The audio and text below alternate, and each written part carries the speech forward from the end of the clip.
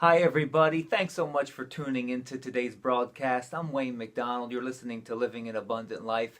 This is the place where we cause you to live your dreams, where you transform your family's legacy, where you become the hero of your home and you live every dream. Thanks so much for watching today. I want to deal with 7 simple steps to financial abundance. You can do this. It's very simple. Anybody can put these into operation. Let's jump right in. Step number 1 to living in financial abundance, you must have a budget. It's amazing to me how many Americans do not have a budget. They do not live by a budget. When you have a budget, that is you being intentional and telling your money where to go. Without a budget, you will look back at the end of the month and wonder where it all went. So key number 1 to living in financial abundance is having a budget. That's the first step. And if you need help with this, this is the budget tool that my wife and I use. It works very well. Dave Ramsey's everydollar.com is such a powerful tool. It breaks it down within 15-20 minutes. You're going to be able to develop a budget, and you're going to be able to take the first step towards financial abundance. So number 1, you have to have a budget and you have to live by that budget. Step number 2 to living in financial abundance is you have to have an emergency fund, a rainy day fund. Growing up, Grandpa Albert always said you need some money just in case something breaks down. It's just common sense stuff. Again, a vast majority, a high percentage of people do not even have $500, $1,000 set aside. So if something breaks, they can go to that emergency fund and use it, and it's only for emergencies only. I recommend at least $1,000 to $2,000 in an emergency fund somewhere in the house. Put it in a cookie jar, put it in a jar, bury it in the backyard in a jar, put it in a money market account, whatever you want to do with that. But whatever you need to do, break the debt cycle and do it today. Put some money aside and start building up your emergency fund, at least a minimum of $1,000. So when something breaks, you can go to that emergency fund, you can use that, you can access that, and you are changing your behavior, you're changing your mindset, you're putting yourself on the path to breaking those bad habits. I have bad news for you. If you're in bad shape financially, it's your fault. But I have good news for you. Since you broke it, you can fix it. So you can bring the transformation with the help of the grace of God, with the help of the power of the Holy Spirit. You can change your family legacy and become the hero of your home. Okay, step number 3. Start attacking debt. Debt is the enemy.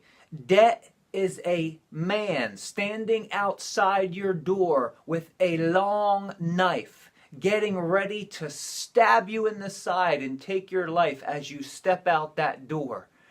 If you looked out your door, peeked out the window, and saw somebody with a 10, 12-inch knife standing behind a bush, I guarantee you're not going to just nonchalantly walk outside and continue to your car to get in and drive away. No, you're going to take the necessary precautions so that that individual does not take your life. And that is a picture of debt. Debt is an armed man. He's loaded. He's dangerous, and he's out to take your life. So do what you need to do to, number 1, have a budget. Number 2, having at least $1,000 put in an emergency. $1,000 to $2,000. Do whatever you need to do. Work a second or third job temporarily just to get that emergency fund in place. And then step number 3 is start attacking your debts. Smallest to large. If you have credit card debt, the average American's hold $15,000 to $18,000 in just credit card debt. That's not student loans or car payments. I'm not going to get into all that today. Start with the smallest debt, from smallest to large. You're going to begin to create momentum. Momentum is very powerful. Let me give you an example of the way momentum works. Let's take a train, and it weighs, oh goodness, probably millions of tons when these things are loaded to capacity. And sometimes the cars just stretch for absolute miles. When my wife and I were ministering in Texas one time, we were driving and it just seemed like we were going on and on and on for miles and miles, and we were passing a train and those cars just stretched for miles and miles, and we were loaded tons and tons and tons of material. That train has momentum. But when that train is not moving, get this, you could stick a 2x4, a block of wood, in the front of the wheel, and that train will not be able to move because it does not have momentum. But when you have momentum build up and that train is moving, you could put a 18-wheeler on the tracks in front of it. And that train, because of momentum, is not going to be able to stop, even if the engineer applies the brakes. He has momentum that is working for him, and he's going to keep going down the tracks. Now, once you are living by a budget, once you have an emergency fund in place, once you make a quality decision, specifically if you are married, with your husband and with your wife, and you're on the same page, and you start going in this direction of being debt-free, you're going to build momentum. So you start with the smallest debts to the largest debts. Get rid of those credit cards. As I'm traveling and as I'm teaching this all over the country, people are cutting up their credit cards. People are coming to me and are telling me that they are completely debt-free. These simple steps, these 7 simple steps, are not theoretical. This is not some theory. This really works. People are cutting up the plastic. Get rid of that plastic. Cut them babies up. It's a safety net. This is false security is what this is. False security that gets you in problems and creates debt and steals your destiny, steals your future, and robs you from living your dreams. Cut those suckers up and pay them off smallest to large, and then close the account and take the money that you were putting towards that small one and then put it towards the next one. And you are creating momentum. And you'll be surprised when people become very aggressive in this area. It's amazing how fast they can get out of debt. Now, if you have a home, leave your home to last. So step number 1 to living in financial abundance, you need a budget. Go to everydollar.com. Step number 2 is a minimum of at least $1,000 in an emergency fund that you only use for emergencies. Step number 3 is attacking your debts, smallest to large. When you pay off the first one, take that money and apply it to the next one. Keep that moving. Okay? Then step number 4, go back to step number 2 and establish a fully funded emergency fund. Because things do break. Transmissions go, engines go, refrigerators break, stoves break. There are issues, there are problems that take place. Jesus said, in the world you'll have tribulation. I'm so glad he didn't stop there. He said, be of good cheer because I have overcome the world. And you are an overcomer of this world, but you need to plan and use some wisdom because you're going to have problems. Murphy is going to visit your home. You know who Murphy is? He's the broken refrigerator. He's the slipping transmission. Murphy's Law. There are situations, there are circumstances that are going to arise, and it's all not the devil. In the Christian circles, we want to blame the devil for everything. He's not in all that. I'm so thankful that I understand, I realize that we give him too much credit. He's not out there poking holes in your tires. Most of the time. I have seen sometimes over the case of the 20-some years I've been serving the Lord, where people have put knives through pastors' tires and flatten all four of their tires. I have seen that once or twice, but most of the time it's not the devil. It's the bad decisions that we are making. But if you broke it, you can fix it. So a budget, an emergency fund.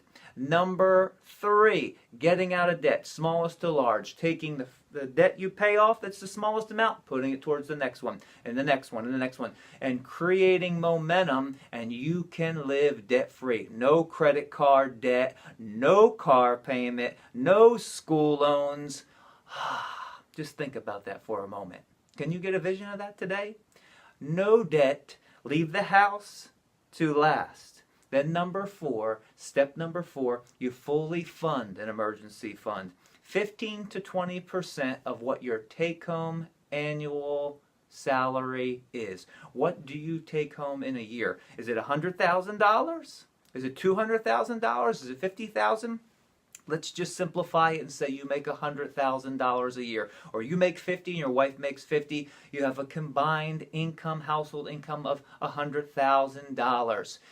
10% of that would be $10,000. So 15 would be $15,000. So you take $15,000 from $100,000, and you take that $15,000 and you put it aside to have a fully funded emergency fund. So when situations come up, it's not an emergency anymore. When you have $15,000, $20,000 sitting for emergency purposes only, you don't have emergencies anymore. You have inconveniences, but it takes the sting out of the emergency.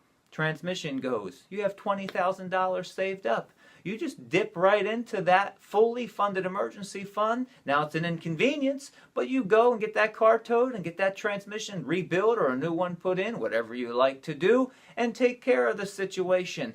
All of a sudden the stress levels drop way down when you have 10, 15, 20 extra $1,000 sitting there for emergency purposes only. See, this is a major step to you living in financial abundance. And then step number 5 is then you focusing on your retirement, putting at least 10 to 15% away, preferably 15, aside in a retirement account of some sort. It can be in a Roth IRA. If you work for an employer, it can be should be.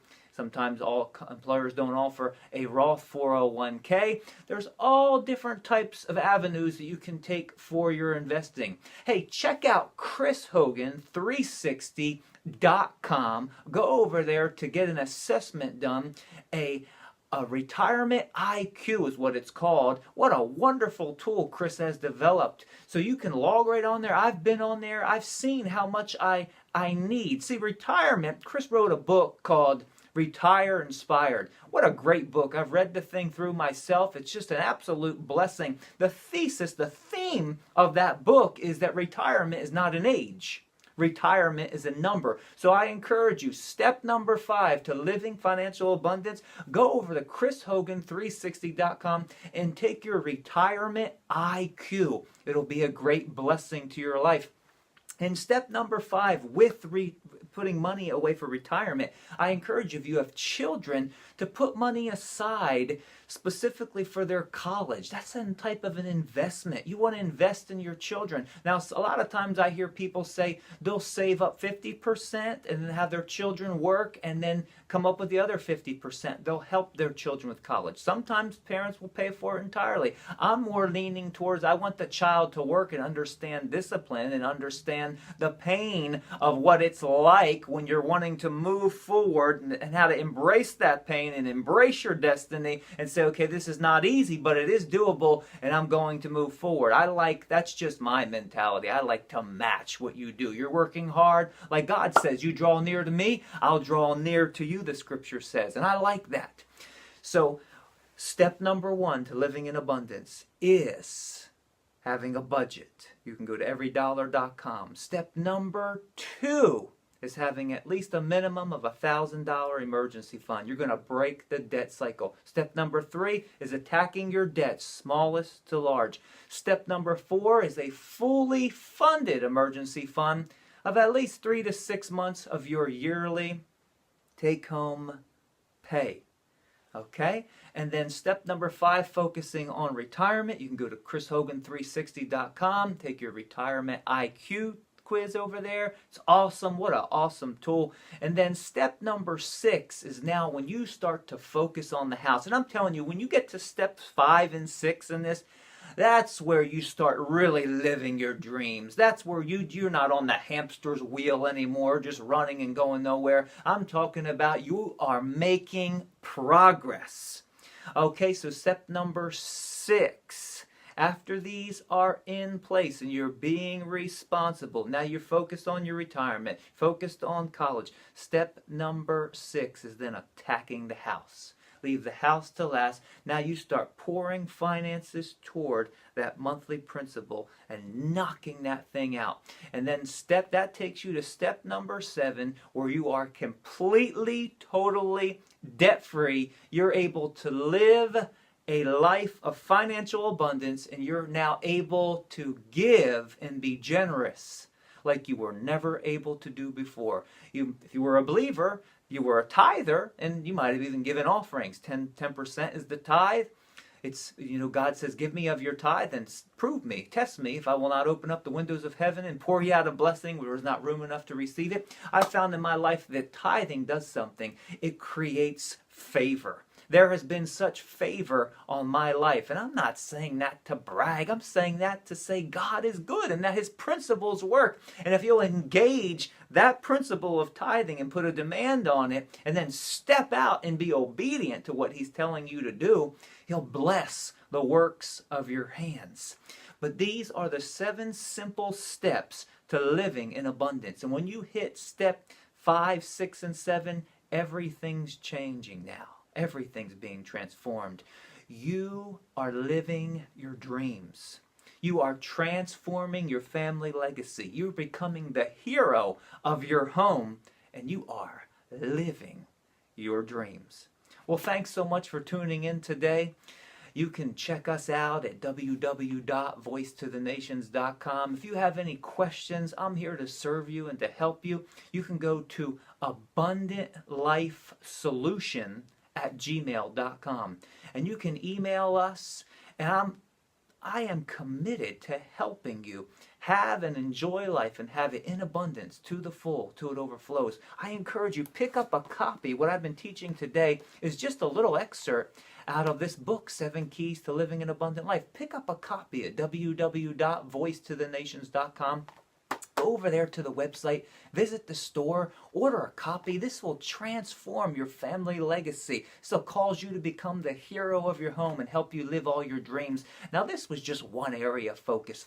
To live and have and enjoy life in abundance to the full, to the overflows, it's not just about having money, but having money and enough of it is a big part and removes stress, so then you can just think right, think straight, and so that you can enjoy your family. You can enjoy the vision that God has placed in your heart. You can enjoy exercise. You can enjoy spending time with Him. You can find His purposes and plans for your life, and then take what He's given you and multiply your gifts and your talents and your abilities, pour it into other people, and you can rest better. So money is a big part of it, and I just highlighted those 7 keys right there. Time with the Lord, exercise and nutrition. Key number 3 to living an abundant life is connecting with your family. Key number 4 is discovering your purpose and living your purpose. Key number 5 is managing your money. That's what we were dealing with just a little bit today. Key number 6 is taking everything you have and multiplying it. It's including your money, but it's also including your